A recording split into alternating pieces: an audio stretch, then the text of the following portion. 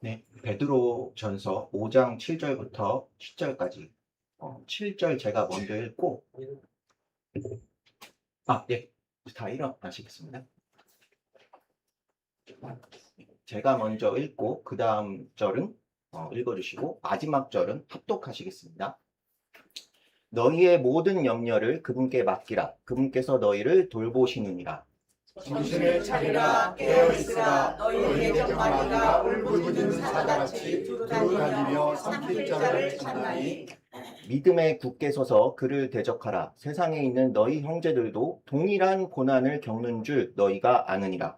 그러나 모든 은혜의 하나님 곧 그리스도 예수님을 통해 우리를 부르사 자신의 영원한 영광에 이르게 하신 분께서 너희가 잠시 고난을 받은 뒤에 너희를 완전하게 하시고 굳건하게 하시며 강하게 하시고 정착시키시리니. 아멘. 네, 설교를 위해서 같이 기도하시겠습니다.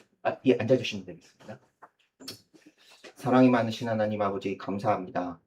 이 시간 온전히 주님만 영광 받으시고 높임 받으시는 시간 되기를 원합니다. 주님, 설교자는 가려주시고 주님의 말씀이 자유로운 행로를 얻어서 믿는 자들에게 효력 있게 일하시는 그런 시간 되시기를 원합니다. 주님, 성도님들, 이곳에 계신 분들, 또 방송으로 시청하시는 이 모든 분들까지 한 분이라도 이 시간 주님의 말씀을 통하여 은혜를 받고 삶이 변화되는 일이 있도록 주님 역사하여 주시옵소서. 아멘. 감사드리며 우리 주 예수 그리스도의 이름으로 기도드렸습니다. 아멘. 네, 안녕하세요. 네, 방경호 형제입니다. 오늘 제가 성도님들과 나눌 주제는 고난에 대한 것입니다. 고난. 저보다 훨씬 연배가 있으신 깊으신 성도님들께 제가 인생에 대해서 또 고난에 대해서 말씀드린다는 것이 좀 심적으로 송구스러운 마음도 있지만 제가 요즘 묵상하는 게 고난에 대한 것이기에 좀 가져와 봤습니다. 이번 설교 때. 그래서 아무쪼록 오늘 설교가 고난을 겪고 계신 성도님들께 아주 조금이라도 또 한 분이라도 도움이 되고 유익이 되었으면 좋겠습니다. 네, 설교에 앞서서 몇 가지 짚고 넘어가겠습니다. 제가 오늘 말씀드리는 고난은 인과율적인 고난이 아닙니다. 우리의 어떠한 잘못 때문에 얻게 되는 결과가 고난이 아닙니다. 즉 우리가 잘못해서 받는 고난은 제가 지금 말씀드리자면 징계라고 표현하는 것이 더 적절할 것 같습니다. 우린 먼저 내가 겪고 있는 것이 고난인가 또 징계인가 면밀히 따져보고 분별함이 필요합니다. 실상은 징계를 받고 있는 상황에서 고난이라고 착각하는 상황이 있죠. 하나님께서는 우리에게 이 친구가 이러이러한 잘못을 했기 때문에 좀 변화됐으면 좋겠다, 회개하고 교정이 되었으면 좋겠다 하는 상황에서 징계를 주시는데 그 사람은 당장 징계를 받는 상황인데도 불구하고 나는 고난을 받고 있다 이렇게 여기는 상황이 또 있다는 거죠. 이러한 상황이 있다면 그것은 영적인 어떻게 보면 기만이 될 수가 있습니다. 또 징계를 통한 깨달음이나 하나님의 그 기쁘신 뜻에 따른 교정의 효과를 볼 수 없기 때문입니다.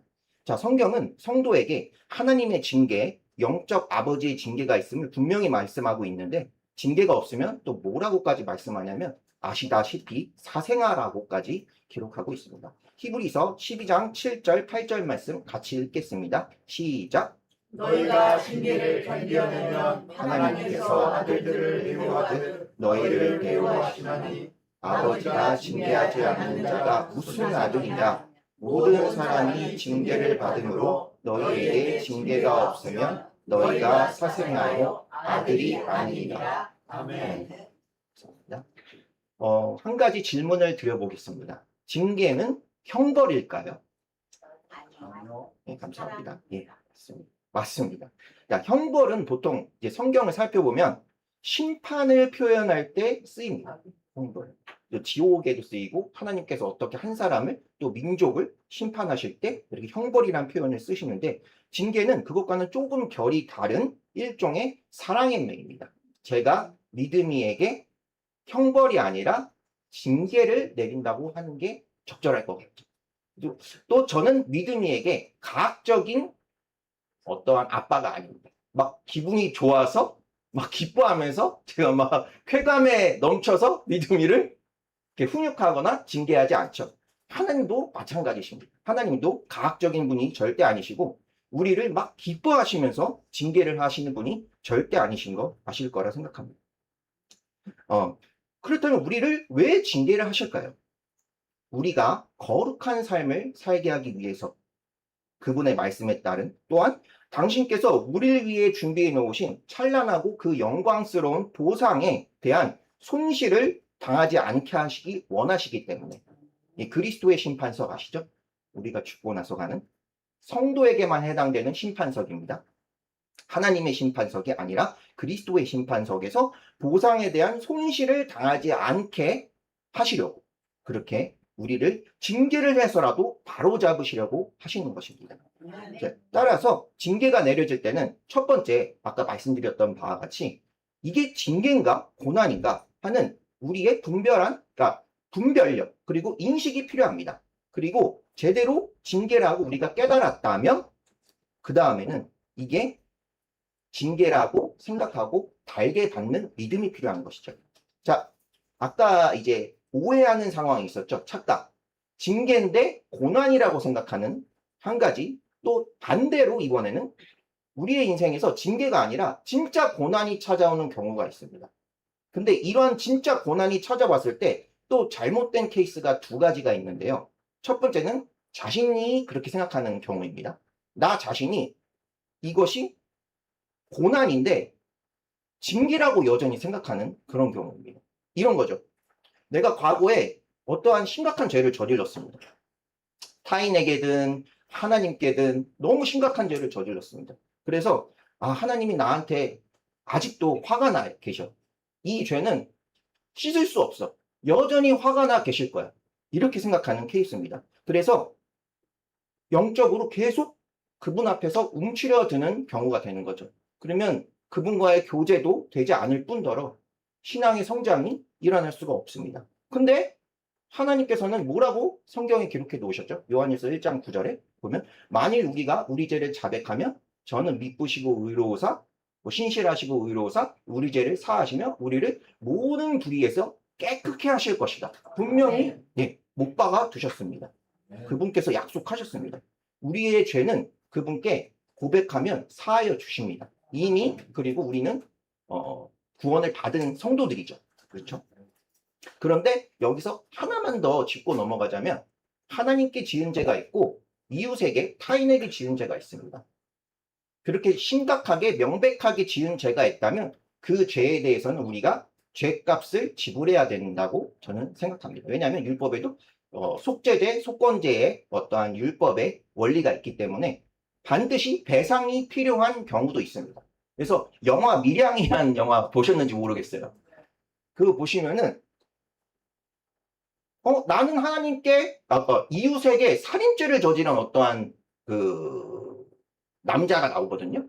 근데 그 남자가 나는 하나님께 죄를 요청을 했기 때문에 그 피해를 준 그 당사자한테 가서 별다른 보상이나 어떠한 죄에 대한 용서를 구하지 않는 거예요.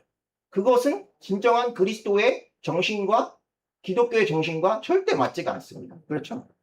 그래서 첫 번째 이 케이스가 있고요. 두 번째 내가 아니라 타인이 나를 그렇게 정죄하고 고난이 아니라 징계라고 판단하는 경우입니다. 이것은 어떤 경우죠? 성경에서 말하면 욥의 세 친구와 비슷하겠죠. 욥은 의로운 고난을 겪었다고 볼 수가 있습니다. 그런데 잠언서에 의하면 타이밍도 맞지 않았고 심지어 그렇게 고난을 당하고 있는 자에게 실제적이라고 말을 하지만 인과율적으로 너무 대답을 한 거죠. 저 사람은 저런 고난을 겪고 있으니까 뭔가 잘못한 게 있을 거야. 저거는 그냥 의로운 고난이 아니라 징계를 받고 있는 거야. 그렇게 판단을 하는 이런 것도 잘못된 케이스라고 할 수 있겠습니다. 그래서 제가 처음에 말씀드렸던 것, 서두에 말씀드렸던 것, 그리고 두 번째 말씀드렸던 것까지 해서 이 양극단, 고난과 징계에 대한 이 양극단 생각에 주의하면서 이제 본론 시작하겠습니다. 자, 실상 우리가 고난을 맞닥뜨리면 이겨내거나 또 그냥 버티는 것도 쉽지가 않습니다. 그렇죠? 저만 그런 거 아니죠? 네. 전 믿음의 거장이 아니라서 이 고난이 오면은 저는 정말 다 포기하고 싶을 때도 좀 있는 것 같습니다. 버티는 것 자체가 너무 힘들죠. 근데 성경은 이렇게 힘든데, 실질적으로 너무나도 힘든데, 성경은 버티라고 합니다. 통과해야 한다고 말합니다. 성경은. 못 박았습니다. 로마서 5장 2절에서 4절 말씀 같이 읽겠습니다. 시작. 내 형제들아 너희가 여러 가지 시험에 빠질 때에 그것을 다 기쁨으로 여기라. 너희 믿음의 단련이 인내를 이루는 줄 너희가 아니니라. 오직 인내를 완전히 이루라. 이것은 너희가 완전하고 완벽하여 아무것도 부족함이 없게 하려 함이라. 아멘. 예, 아시다시피 로마서는 사도 바울이 기록했습니다. 이 구절 외에도 사도 바울이 기록한 고린도후서 12장에서도 바울이 고난을 기뻐해야 한다, 기뻐한다고 표현을 했습니다. 아까 로마서 5장 2절에 여러 가지 시험에 빠질 때 그것을 다 기쁨으로 여기라, 바울이 이렇게 명령을 했죠. 자, 이 기쁨이 뭘까요? 이 기쁨으로 여기라, 기뻐하라. 감정적인 원초적인 기쁨이 아닙니다. 고난 자체를 기뻐하는 게 맞을까요? 고난 자체를 기뻐하는 사람은 아무도 없습니다. 고난을 심하게 당하고 있는데 과연 하나님께서는 너희를 억지로 웃어라, 억지로 기뻐해라, 이러한 하나님은 아니십니다. 절대 아니십니다. 그런 성품을 갖고 계시지 않습니다. 그게 아니라 경험해 보셨을 겁니다. 우리가 약해졌을 때 하나님께서 우리의 그 약해진 만큼의 그 부분까지도 커버해 주시면서 더욱더 강하게 역사하시는 하나님의 역사하심을 경험해 보신 분들이 있으실 거라고 생각합니다. 이러한 믿음, 강한 확신에서 오는 영적인 만족감 때문에 기뻐한다는 것입니다. 감정적인 기쁨과는 좀 결이 다릅니다. 고난 속에서조차 나만 알 수 있는, 나와 그분만 알 수 있는, 그 교제 가운데 알 수 있는 잔잔하고 조용한 기쁨만죠. 자, 사실 바울 또한 바울이 고난이 없었던 게 아닙니다. 바울이 막 기쁘고 그랬던 게 아닙니다. 마음의 상실 그리고 두려움 이런 것들이 심했습니다. 사도 바울 또한 고난이 올 때 감정적으로 너무 힘들어했습니다. 바울도 우리가 봤을 때는 철인 같죠. 니체가 말하는 철인 같지만 아닙니다. 바울도 사람이었습니다. 완전 사람이었습니다. 고린도후서 1장 8절에서는 심한 고난을 당해서 바울이 뭐라고까지 얘기했냐면 살 소망이 끊어지고 마음의 사형 선고를 받은 줄 알았다, 이렇게 고백을 했습니다. 또 고린도후서 12장에서는 아시죠? 육체의 가시로 인해서 너무 괴로워서 3번이나 하나님께 제거해달라고 말씀드렸지만 거절됐죠. 그렇죠. 그리고 고린도후서 11장과 그 외의 구절들에서 고난으로 인한 여러 두려움, 고통, 염려들을 성경에 신랄하게 토로했습니다. 그럼에도 불구하고 바울은 이렇게 기뻐해라, 다른 차원의 궁극적인 기쁨을 얘기한 것입니다. 고전 10장 13절 같이 읽겠습니다. 시작. 사람에게 공통적으로 있는 시험에는 너희가 어떤 시험도 당하지 아니하였나니 하나님은 신실하사 너희가 감당할 수 있는 것 이상으로 시험 당하는 것을 너희에게 허락하지 아니하시고 또한 그 시험과 함께 피할 길을 내사 너희가 능히 그것을 감당하게 하시느니라. 아멘. 아멘. 이 말씀 너무 유명하죠. 다 아실 거라 생각합니다. 자, 여러분 고난이 찾아왔을 때 이런 경험 있으신가요? 주님께 막 따지듯이 주님 저한테 감당할 수 있는 고난만 주신다면서요. 여기 이렇게 있잖아요. 감당할 수 있는 것 이상으로 시험당하는 것을 너에게 허락하지 아니하시고. 근데 저는 되게 많았던 것 같아요. 제 개인적인 경험. 저 이거 감당할 수 없는데 왜 자꾸 주시는 거예요? 이렇게 따지듯이 물었던 것 같습니다.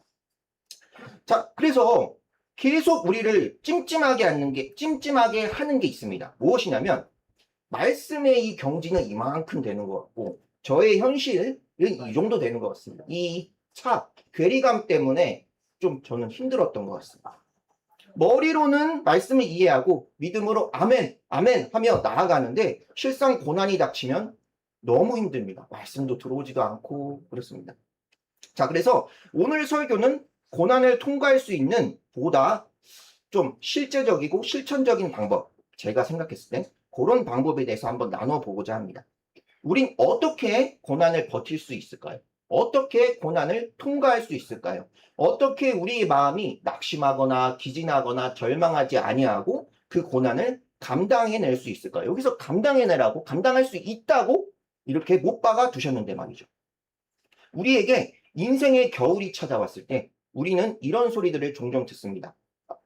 물론 우리를 죽이고 파괴하는 마귀적인 소리들은 먼저 차단하고 분별해서 걸러내야겠죠. 그런 소리들 말고 이런 소리들 말이죠. 아주 긍정적이고 건설적이며 미래지향적인 위로의 소리들, 이런 소리들 참 많이 듣습니다. 자, 예를 들어 앞으로 다 잘 될 것입니다. 또는 당신에게 원대한 목표와 꿈이 있지 않습니까? 지금의 여러분의 그 고난은 그것을 통과하기 위한 어떠한 밑거름, 자양분이 될 것입니다. 좋은 말입니다. 물론 맞는 말이고 참으로 우리에게 힘과 용기를 주며 위로를 건네는 말입니다. 그러나 아까도 실상을 말씀드렸지만 지금 당장 숨쉬기도 힘들고 고난의 터널을 지나고 있는 사람들에게 이러한 얘기는 아주 먼 미래의 말들처럼, 미래의 말들처럼 다가와서 크게 그렇게 막 와닿지가 않습니다. 그런 경우가 우리에게 왕왕 있는 것 같습니다. 자, 마음이 열리지 않는 상황에서 하나님의 말씀이 들어올까요? 우리 복음 전파도 똑같죠. 길거리에서 복음 전파하면 마음이 열리지 않으면 복음이 들어오지 않습니다. 튕겨나갑니다. 그래서 성경에서는 마음을 계속 강조하죠. 자, 이렇게 세상의 긍정 확언이나 긍정적인 조언뿐만이 아니라 아시다시피 성경 또한 성도에게 궁극적인 미래의 소망을 제시합니다. 바로 우리 주님께서 다시 오시면 우리 몸이 변화를 받아서 들림받고 셋째 하늘에서 혼인잔치를 열리고 그 다음에 그분과 함께 다스리며 영원한 영생복락을 누리게 될 것이라는 아주 궁극적인 미래의 소망을 제시합니다. 그것이 우리가 믿음으로, 소망으로 가져가야 될 것이죠. 아멘. 네, 감사합니다. 또한 장차 우리의 영광은 현재의 고난과 비교할 수조차 없다고 성경은 기록하고 있습니다. 로마서 8장 18절. 같이 읽겠습니다. 시작. 내가 생각하건대 이 현 시대의 고난들은 앞으로 우리 안에 나타날 영광과 좋게 비교될 수 없도다. 아멘. 네, 바울은 아시다시피 고난을 받은 사람일까요? 징계를 받은 사람일까요? 징계가 아니죠. 바울은 확실히 바리새인 때 그 그리스도인들을 심하게 핍박하고 했던 박해한 인물이었지만 그것 때문에 바울이 예수님으로 인해서 수많은 뭐 전도 여행 가운데 고초를 겪었다고 할 수가 없습니다. 징계를 받은 게 아닙니다. 바울은 확실히 고난을 받은 사람입니다. 그렇죠?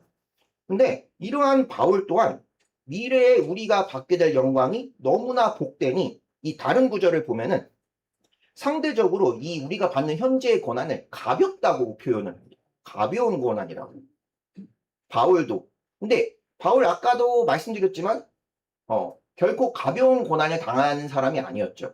근데 이렇게 상대적으로 영광이 너무 크기에 상대적으로 그 고난을 표현한 것인데요. 자, 지금 우리가 마주하는 고난은 결코 가볍지 않습니다. 사실입니다. 현실의 무게가 너무 무겁고 버거워서 무기력에 빠지는 경우도 우리 가운데 있다는 것입니다. 또 우리는 고난을 마주할 때 이렇게도 생각합니다. 이 고난 과연 언제 끝나지? 언제 끝나지? 끝이 보이지 않기 때문에 아까 제가 말씀드렸듯이 고난의 터널이라고 하잖아요. 터널이 너무 긴 겁니다. 가끔 자동차 타고 가다 보면 터널이 너무 길면 좀 짜증이 나잖아요. 그런 것 같이 이거 언제 끝나지? 언제 끝나지? 이렇기 때문에 끝날 걸 모르기 때문에 더 절망스러운 것입니다.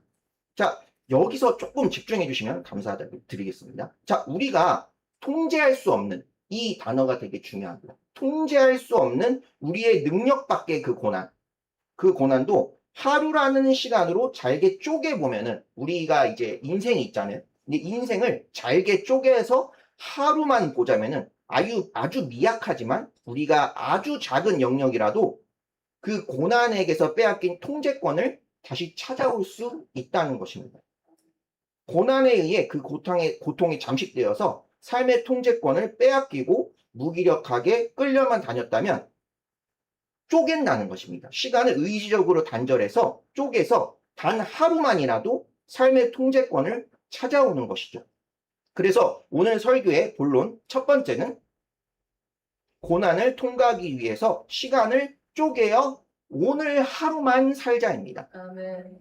예, 감사합니다. 다시 말해 이름을 좀 바꿔 말하자면 통제권 찾아오기입니다. 고난한테 이제 통제권을 뺏겼잖아요. 하루만 찾아오는 것입니다. 자, 심리학적으로 우리의 뇌는 통제할 수 없는 고난이 찾아왔을 때 그것을 생존의 위협으로 여긴다고 합니다. 왜냐하면 내가 어떻게 할 수 없으니까 이것을 위협으로 여기는 거예요. 그런데 무력감에 빠지고 그래서 고착 상태에 빠진다고 합니다. 우리 뇌가 그렇다고 합니다. 그러나 우리가 통제권을 조금이라도 찾아올 수 있다면 의식적으로 하루를 쪼개서 내일은 모르겠어요. 그런데 하루만, 일단 오늘 하루만 내가 완벽하게 한번 하나님의 뜻대로 살아보자. 이 통제권을 찾아온다면 이 아주 작은 하루라는 작은 부분이라도 다시 가져올 수 있다면 우리 뇌는 그것을 생존의 위협이 아니라 훈련으로 여긴다고 합니다. 훈련. 내가 통제권 찾아왔으니까. 그래서 고착 상태에 빠지지 않고 오히려 훈련으로 여기기 때문에 갱신으로 나아간다는 것이죠. 그래서 장기적으로 보면은 결국 발전과 성장으로 이어지게 된다는 것입니다. 저는 지금 미래지향적 그리고 계획적 그리고 먼 미래를 바라보는 거시적인 관점이 틀렸다고 말씀드리는 게 아닙니다. 우리는 꿈도 꿔야 되고 계획도 세워야 합니다. 누구보다 그런데 고난을 많이 겪고 신약시대 당시에도 예수님이 재림할 수 있다는 마라나타를 외친 바울조차도 중장기 선교 계획을 세웠었죠. 단기적으로 오늘 하루만 본 게 아니라 계획 세웠었습니다. 로마, 스페인으로 가야 된다 이렇게 말도 하고 그리고 또 바울의 선교는 다분히 거점 도시 중심의 전략적 개척이었습니다. 전략적 그리고 미래지향적이기도 했습니다. 그러나 고난을 오늘 말씀드리고 싶은 건 견디기 너무 힘들 때는 삶의 모드를 좀 변경할 필요가 있다는 것입니다. 자, 기어를 바꿔 끼고 일명 고난 모드라고 제가 지었는데요. 기어를 갈아 끼우고 마치 하루살이처럼 딱 하루만 의식적으로 생각하는 것입니다. 보통 성도의 삶에서 우리가 오늘 하루만 생각하는 짧은 관점, 미시적인 관점이랑 먼 미래를 바라보는 거시적인 관점 요게 균형을 이루는 게 건강하다고 보는데요. 성도의 삶에서. 그러나 이 고난 모드는 극단적으로 오늘 하루에 몰입하는 것이라고 생각하시면 좀 이해하시기 쉬울 것 같습니다.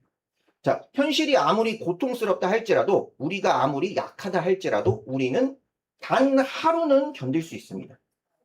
우리는 정말 단 하루는 견딜 수 있습니다. 단 하루는 우리가 통제권을 고난으로부터 찾아올 수 있습니다.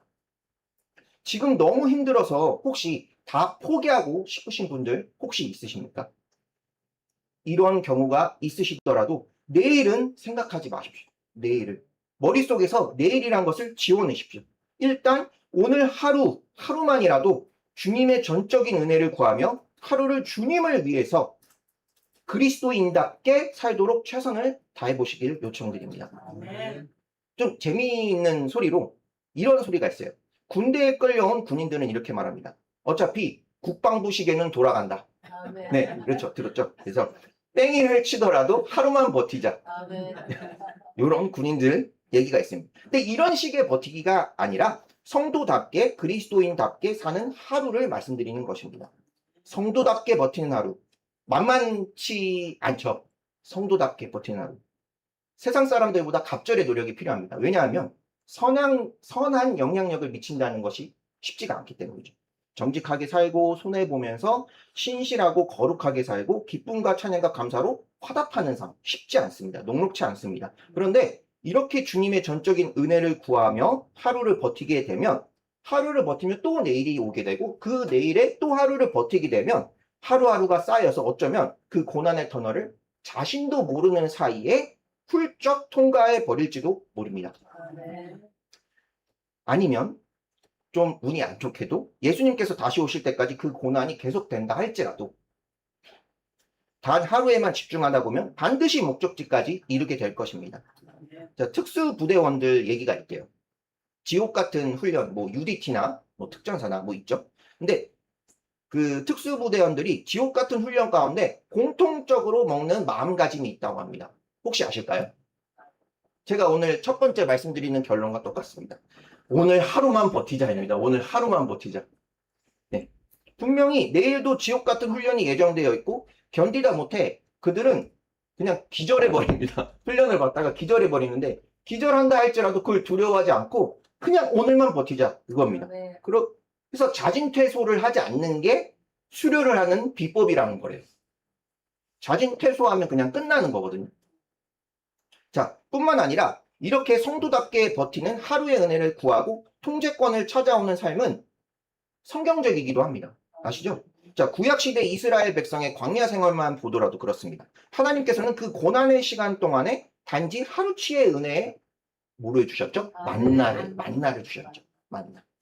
이 만나는 매일 아침에 거둬야만 하는 단 하루치의 은혜였습니다. 하루면 족합니다. 그리고 그분의 원대한 계획은 심히 다차원적이기에 우리가 먼 미래에 막 거시적인 것까지 다 헤아릴 수가 없습니다. 욥의 고난을 봐도 그렇죠. 자, 고난의 시기에는 하나님의 계획을 전부 100%, 막 200% 이해하려고 너무 에너지를 거기다가 쏟지 마십시오. 그 이해하려는 에너지 소비로 고난이 더욱더 절망스럽게 다가옵니다. 그 작은 에너지조차도 하루에 집중하시고 하루를 버티는데 사용하시길 요청드립니다. 자, 인간이란 어떤 상황 속에서도 심지어 죽음을 앞두고 있는 그 시점에서도 어떤 의미를 찾는 존재라고 말합니다. 인간은 그렇답니다. 근데 이렇게 생각하면 좋을 것 같습니다.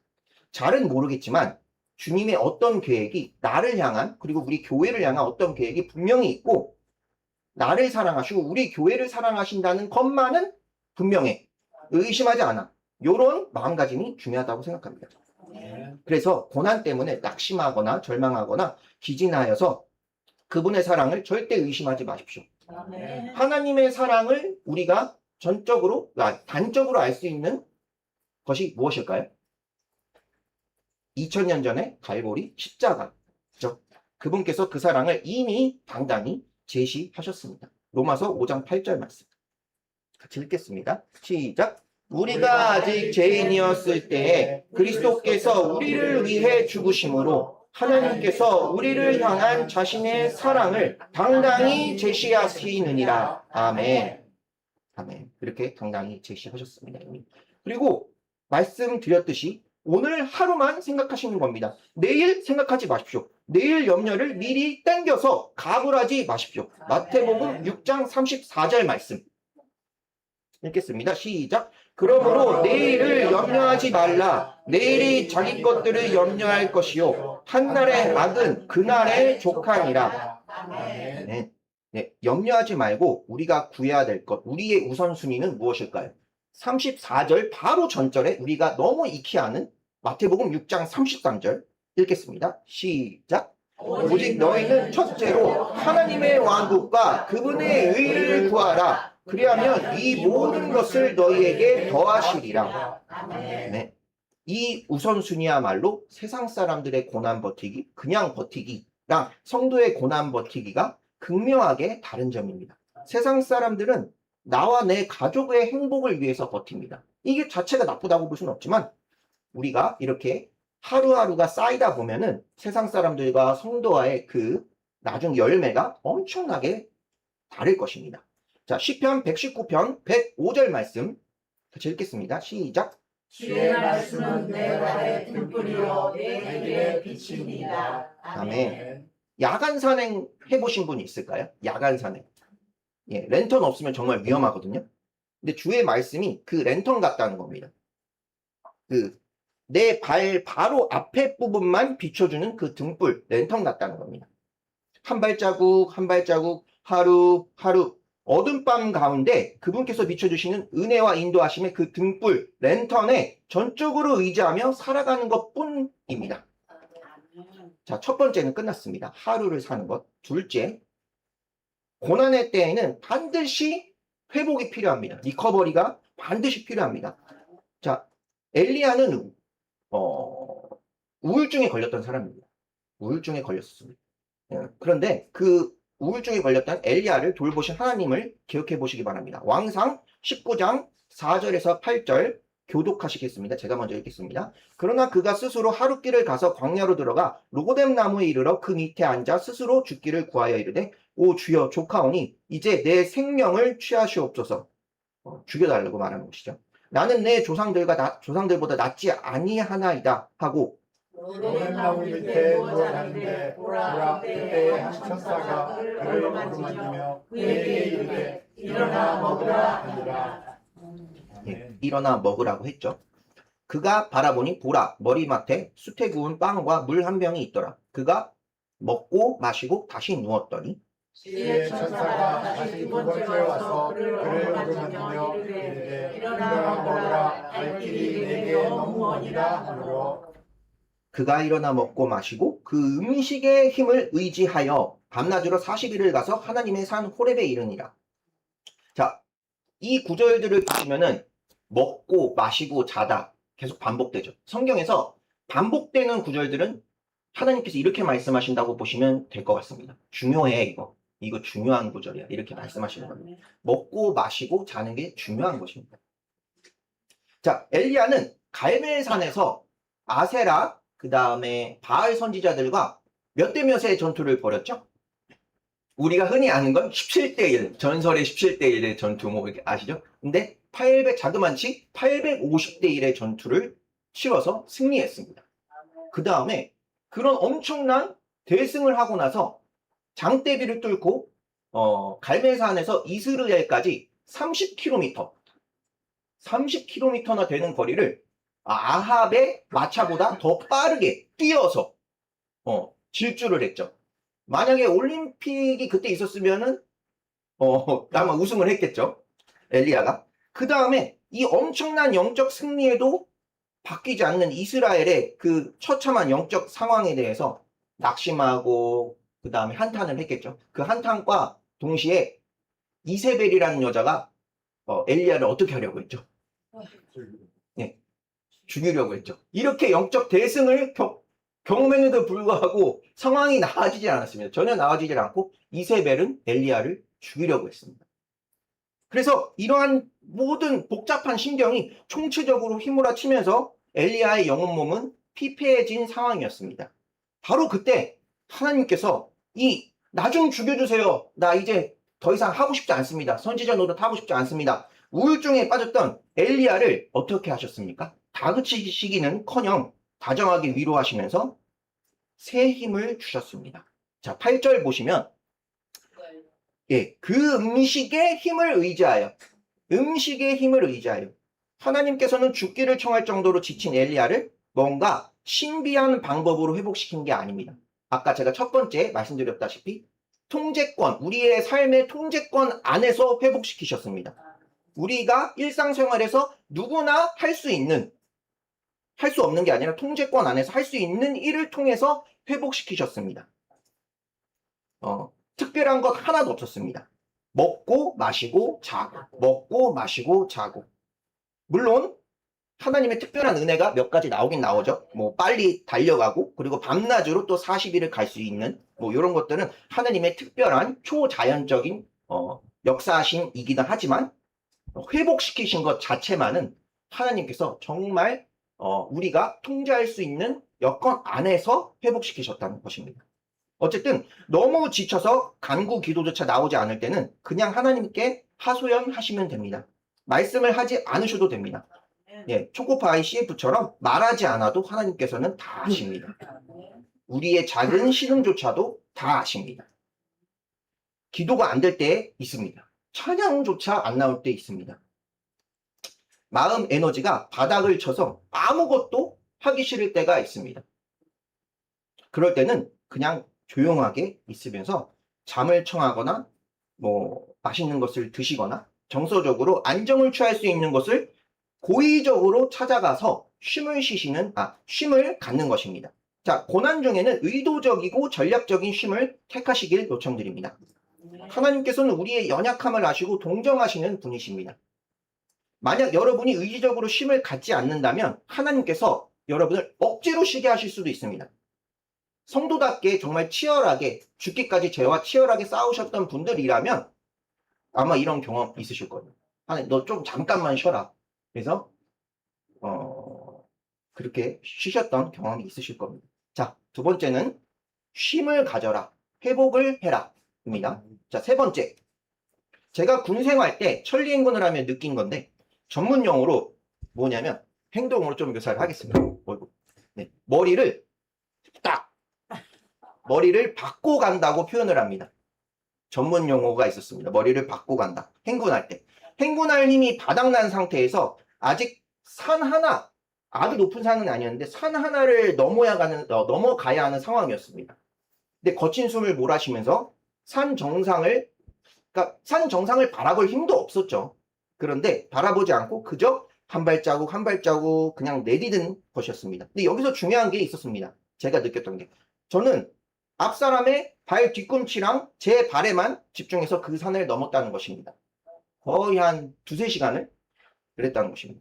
제 뒤에 있는 사람은 뭐를 봤겠죠? 제 뒤꿈치를 봤겠죠. 예, 바로 제 앞과 뒤에 전우가 있었다는 것입니다. 저 혼자 갔다면 목적지까지 갈 수 있었을까요? 저는 정말 단언하건대 저 혼자 갔다면 갈 수 없었을 것입니다. 예, 불가능했을 것입니다. 근데 동료들이 있었기 때문에 포기하지 않고 목적지까지 갈 수 있었던 것이죠. 이처럼 우리에겐 눈에 보이는 영적 동료가 필요합니다. 가시적인. 눈에 보이는 또 가시적인 교회가 필요한 것입니다. 지역교회가 필요한 것입니다. 눈에 보이지 않는 하나님을 믿는 믿음도 우리에게 너무나도 필요하지만 서로 섬길 수 있는 동료들이 반드시 필요한 것이죠. 함께 기뻐하고 함께 슬퍼하고 함께 예수 그리스도를 주인 삼아 같은 생각과 같은 꿈을 꾸며 나아가는 그런 공동체가 반드시 필요한 것입니다. 예, 로마서 12장 15절 말씀 시작. 기뻐하는 자들과 함께 기뻐하고 슬피 우는 자들과 함께 슬피 울라. 고전 12장 26절. 한 지체가 고통을 받으면 모든 지체가 그것과 함께 고통을 받고 한 지체가 존귀를 얻으면 모든 지체가 그것과 함께 기뻐하느니라. 갈라디아서 6장 2절. 너희는 서로 남의 짐들을 지라. 그리하여 그리스도의 법을 성취하라. 감사합니다. 그래서 고난 통과하기 세 번째는 고난의 시기일수록 더욱 모이기에 힘쓰고 교회와 함께 그 어려움을 극복하고 버텨야 한다는 것입니다. 더욱 예배에 적극적으로 참여해 주시기를 요청드립니다. 아멘. 기도 제목과 삶을 더욱더 자세히 나눠주시길 요청드립니다. 아멘. 그리고 절대 혼자가 되지 마시기를 요청드립니다. 아멘. 마귀의 타겟팅 대상이 있습니다. 혼자 되는 사람들입니다. 혼자. 소외되고 떨어져 나가는 성도를 우는 사자와 같이 노리고 있습니다. 마귀는. 그래서 오늘 본문이었죠. 베드로전서 5장 7절에서 10절 다시 읽겠습니다. 시작. 너희의 모든 염려를 그분께 맡기라. 그분께서 너희를 돌보시느니라. 정신을 차리라. 깨어 있으라. 너희 대적 마귀가 울부짖는 사자같이 두루 다니며 삼킬 자를 찾나니 믿음에 굳게 서서 그를 대적하라. 세상에 있는 너희 형제들도 동일한 고난을 겪는 줄 너희가 아느니라. 그러나 모든 은혜의 하나님 곧 그리스도 예수님을 통해 우리를 부르사 자신의 영원한 영광에 이르게 하신 분께서 너희가 잠시 고난을 받은 뒤에 너희를 완전하게 하시고 굳건하게 하시며 강하게 하시고 정착시키시리니. 아멘. 예수님께서 인정하신 영적 권위를 갖고 있는 교회, 그 다음에 성도가 서로를 돌보는 교회, 성경 말씀대로 살아가려고 몸부림치는 교회, 말씀대로 가르치는 진리의 기둥과 터가 되는 그런 교회, 우리 교회 같은 교회가 네, 꼭 붙어 계셔야 합니다. 네, 말씀 맺겠습니다. 저도 요새 고난을 묵상하면서 우리 교회 성도님들의 고난을 잠시 헤아려 봤습니다. 근데 저는 상대적으로 나이도 어리고 사지 멀쩡하고 건강합니다. 그래서 어찌 제가 성도님들의 깊은 그 한숨과 신음을 다 이해하겠습니까? 다만 마지막으로 말씀드리고 싶은 것은 우리 주님은 우리에게 고난 주시는 것을 즐겨 하시는 이상한 신이 아니라고 생각합니다. 오히려 우리에게 최선의 좋은 것을 주길 원하시는 좋으신 하나님이시란 것, 그리고 그분께서 우리를 죽기까지 사랑하신다는 것입니다. 아멘. 이미 죽기까지 사랑하셔서 죽어주셨고 당당히 그분의 사랑을 제시하셨죠. 로마서 5장 8절. 네, 이제 또 한 주가 시작됐는데 하루 또 버텨보는 겁니다. 아멘. 내일 예수님이 오신다고 생각하고 이게 뭐 극단적인 게 아닙니다. 내일 오신다고 생각하고 하루 버텨보는 겁니다. 하루만 최선을 다해서 주님을 위해 살아보는 것입니다. 이런 사고는 마라나타 신앙과 연결되고 단순히 하루를 버티는 수동적인 삶이 아니라 우리로 하여금 더욱 하나님의 말씀대로 거룩하고 능동적인 삶을 사는 데 유익이 있습니다. 그리고 충분한 의도적, 전략적 휴식을 통해 지친 영혼 몸을 회복시키시길 요청드립니다. 아멘. 그리고 마지막으로 아까 말씀드렸듯이 절대 소외되시면 안 됩니다. 마귀는 혼자 된 자를 타겟으로 합니다. 반드시 어려움을 교회와 함께 하시고 서로 짐을 나눠지고 함께 싸우는 우리 성도님들 되시기를 계속 기도하겠습니다. 아멘. 네. 이제 기도하면 될까요? 아멘. 기도합니다. 결단의 기도. 네, 결단의 기도 하겠는데요. 저번 주 형제님 말씀하셨던 것처럼 손을 들고 거수하지는 않겠습니다. 거수하지는 않겠습니다. 첫째로, 혹시 지금 고난 중에 계시거나, 앞으로 고난이 찾아왔을 때, 내가 단 하루라도 그 통제권을 고난으로부터 찾아와서 주님을 위해서 성도답게 살겠노라. 그렇게 결단하시는 분. 또, 주님의 뜻대로, 말씀대로, 교회에 소속이 되어서 또 교회와 함께 같은 생각과 같은 꿈을 꾸고 나아가시겠다고 하시는 분.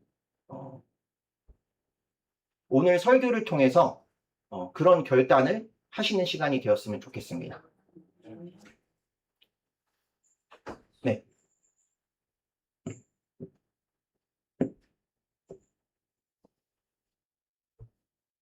네, 제가 기도하겠습니다. 하나님 감사합니다. 너무나도 부족하고 연약한 설교자가 설교 단상에 서서 주님의 말씀을 전했습니다. 선포된 그 말씀들이 우리 성도님들에게 삶의 유익이 되고 보탬이 되며 지금 이 힘든 그 고난의 터널을 지나고 계신 그 성도님들에게 한 줄기 빛처럼 이렇게 다가오는 귀한 말씀이 되기를 요청드립니다. 주님, 우리를 불쌍히 여겨 주시옵시고 우리가 이 세상에서 선한 영향력을 미치며 빛과 소금의 역할을 감당하는 삶 가운데 지치거나 기진하거나 절망하지 않도록, 낙심하지 않도록 우리를 붙들어 주시옵시고 우리의 모든 문제들, 우리의 모든 고난들 가운데 주님께서 우리와 반드시 함께 하시고 동행하시고 우리를 인도하신다는 것을 잊지 아니하고 주님을 믿으며 더욱더 이 고난을 잘 버티고 통과할 수 있는 우리 성도님들 될 수 있도록 도와주시옵소서. 아멘. 감사드리며 우리 주 예수 그리스도의 이름으로 기도드렸습니다. 아멘. 아멘.